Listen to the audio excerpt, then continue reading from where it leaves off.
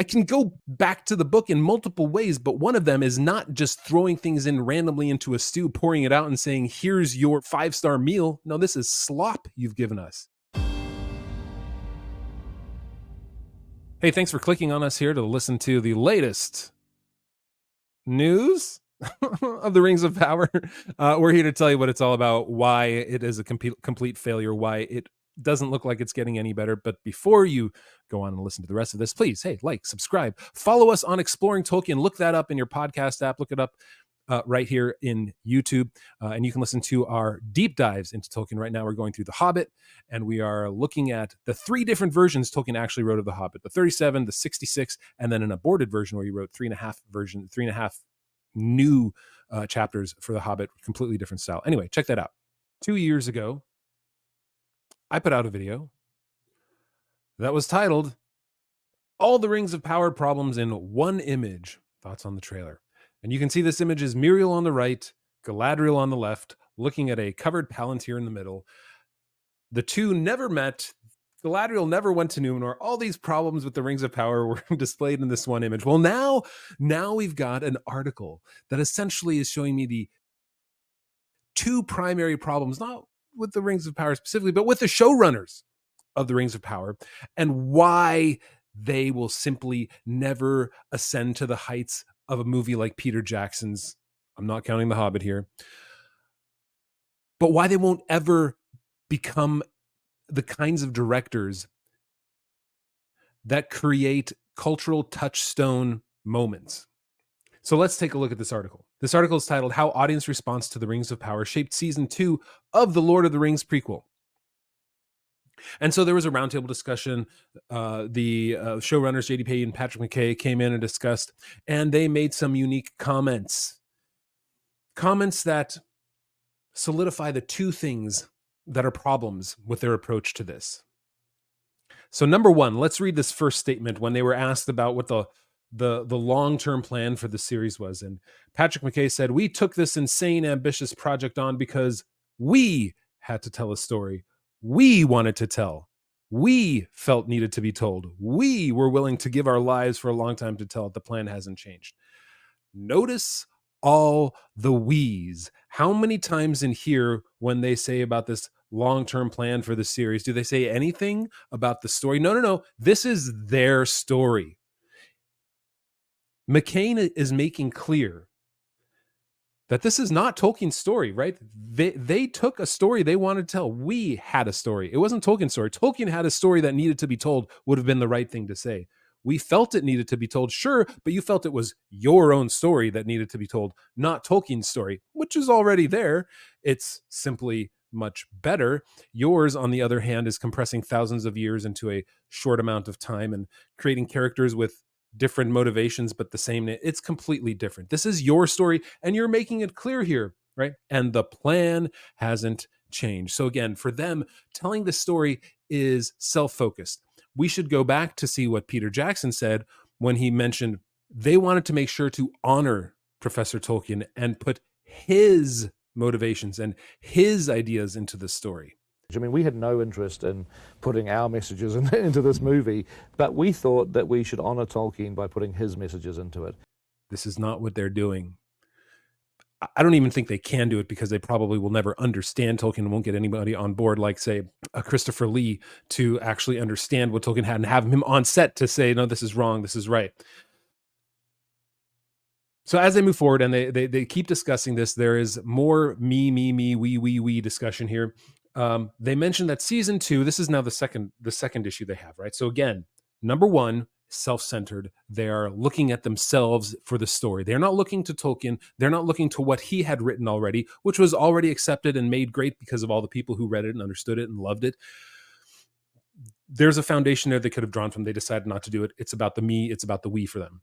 So season 2, they write then, it was largely written before season 1 came out, but season 2 has been produced after season 1 came out. Part of the learning process for us on this is really seeing what people seem to respond to in the show. We also take in everything, we read the reviews, we read what you all have written, we read what your colleagues have written, and we read what the fans are saying. Do you read what the fans are saying. Let's take a quick detour to another website that shows us what the fans are saying. Okay, Rotten Tomatoes. The fans are saying 38%. 38% here on The Rings of Power. You might be reading it, you're not responding to. Okay, well that's just Rotten Tomatoes. Let's take a look at Metacritic. Metacritic, what are we saying? 2.8%. 2.8 out of 10. Well, okay. I mean, hey, it's better than a 0, I guess. All right, well, what Amazon? Let's go straight to Amazon and see what the 3.5 stars. Amazon, everything in Amazon is graded on a curve here. So 3.5 stars. I mean, compare that to some of the other top tier Amazon shows, where like even Reacher or Jack Ryan. This is nowhere near to have 3.5 stars for a movie that cost you $1 billion, or a TV show that cost you $1 billion to make. I mean, we're talking D plus here at the best. So when they say they're reading all the reviews, we read everything. We read what your colleagues have written. We read what the fans are saying. You're not. If you're reading it, you're just ignoring it. And if you say, well, we're reading it, but we're selectively reading what the audience is saying, what are you like? You're listening to the parents that say, hey, Bobby, you can just go. You're such a great baseball player, when they know he has no ability to swing a bat. Or hey, Sally, you're such an amazing singer. We love hearing your beautiful angelic voice. When we know that you can't carry a tune at all, little Sally. No. Don't listen to the parents, the ones who are emotionally invested in the Rings of Power doing well for some reasons that I certainly can't understand. But there are some fans like that. There are some people I know, I've spoken to them. I've spoken to authors who believe this, that any representation of Tolkien is good. I, on the other hand, believe that any representation of Tolkien needs to be excellent, needs to be detail-oriented, needs to focus on the things that made Middle-earth successful that Tolkien has already proven, and not to create new things. As George R.R. Martin said, 999 out of 1,000 adaptations never succeed, because we know what already succeeded in the adaptation, which is the original work. So don't tell us you're reading everything, you're reading the reviews, when you're not really there. You're not actually doing it. If you're reading it, you are letting it go right out and out the ear, and it never comes back. So when they read what the fans are saying, they're certainly not doing that, because here's what the one thing apparently they learned, what the fans have told them. Season 2 is, in terms of the scope that people hopefully expect from the show now, should not really seem in any way out of pattern with the scope and feel and size of season 1. If we've really done our jobs, it'll seem even bigger. Well, season 1 was notorious for this massive naval force that Numenor brought. Both ships came to 2 ships, maybe 3. Did one blow up?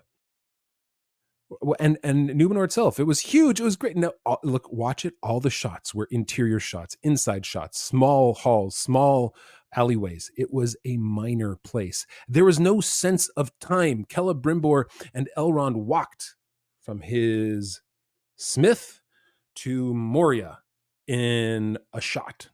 That's hundreds and hundreds of miles.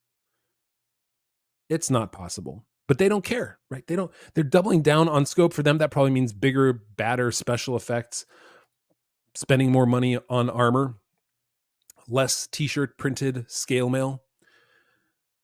But this is what they're doing. The one thing that they heard in listening to their fans, the reason fans gave them a 2.8 on Metacritic, is because it wasn't big enough in scope. Is that really what they're telling us? It goes back to the idea that, right, it's the story they wanted to tell. And so if fans are against the story that they want to tell, then the fans are wrong, because it had to be told. It's their story. It's better than Tolkien's. It's more powerful than Tolkien's. And what's funny is that though they say they're reading this, and though they say they're changing it appropriately because they want to make sure they're listening to their fans, they said that it empowers you.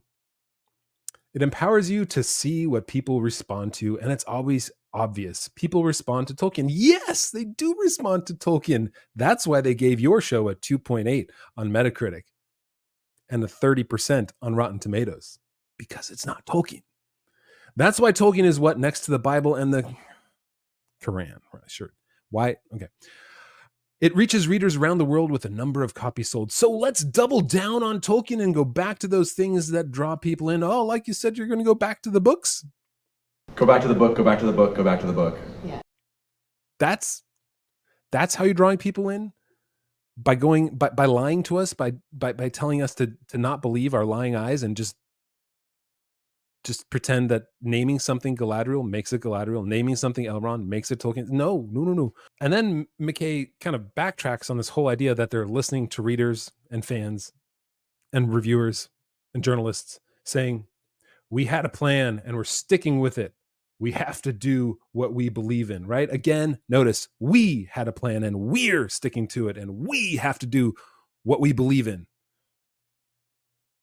They don't believe that Tolkien is what they should be hewing towards. They don't believe that the foundation is important to their story, because their story, they truly believe, as you can see, all the we's, all the things that say we are more important, you can see that they're not going to actually believe that they're going back to the book, because them going back to the book means picking and choosing the things that they want to say. Oh, let's Balrog. Yeah, let's throw Balrog in there. Tom Bombadil. Woo, we got Tom Bombadil. He was in the Lord of the Rings. We got a license. Let's throw him in there. He's back to the book. Barrow Wights. We've got Barrow Wights now. Let's put Barrow Wights in there because we went back to the book. Well, I can go back to the book in multiple ways, but one of them is not just throwing things in randomly into a stew, pouring it out and saying, here's your 5-star meal. No, this is slop you've given us. You've thrown things in, you've dripped crappy seasoning on it, and all we get is this slop. There is nothing 5-star about what you're giving us. When you go back to the book, you're simply pulling things out, and the edifice that you're creating from these bricks that you're pulling out of Tolkien is going to fall. I don't have much hope for season 2, but these guys, when it's the me and the we, and all we do is what is important to our story, and we're not focusing on what Tolkien's story was, it's going to fail. When they say, and they keep lying to us about it, when they say they're listening to their audience tells them season 1 was a disaster, season 1 felt small, season 1 had characters we didn't want, like the dirty little sociopaths, the hobbits, the Harfoots, the guys we don't care about, the not Gandalf. But they have to double down, right? In order to be successful for themselves in their own mind, they have to double down on them being the focus and them being the most successful things here. Because now we all know it's not Tolkien. It is not Tolkien at all whatsoever. So will I watch season 2? Yeah, I kind of have to. It's a sad thing that it's coming 7-8 weeks from now, but we'll watch it. We'll let you know how it's going. Clearly, it's not going well. We're getting Barrow Wights, Tom Bombadil, and we're getting tons of J.D. Payne and Patrick McKay because it's a story that they wanted to tell that nobody really else cares about. Give a like, give a subscribe. Tell more people that there are people who care about Tolkien, like me, like Michael. We do a podcast every week exploring Tolkien. Just look that up. You'll find us. We're diving deep into The Hobbit right now. We've gone through the whole Silmarillion. We've gone through On Fairy Stories. We even did Tolkien's unfinished tale, Aldarion and Eredis, the Mariner's Wife, which would have made an amazing story. A 5 or 6 season long story, which we did map out. We spent 2 episodes mapping out what a whole 6 season episode arc might look for this unfinished tale for Tolkien. Give us a look, exploring Tolkien, and give us a like, give us a subscribe. Thanks. Talk to you later.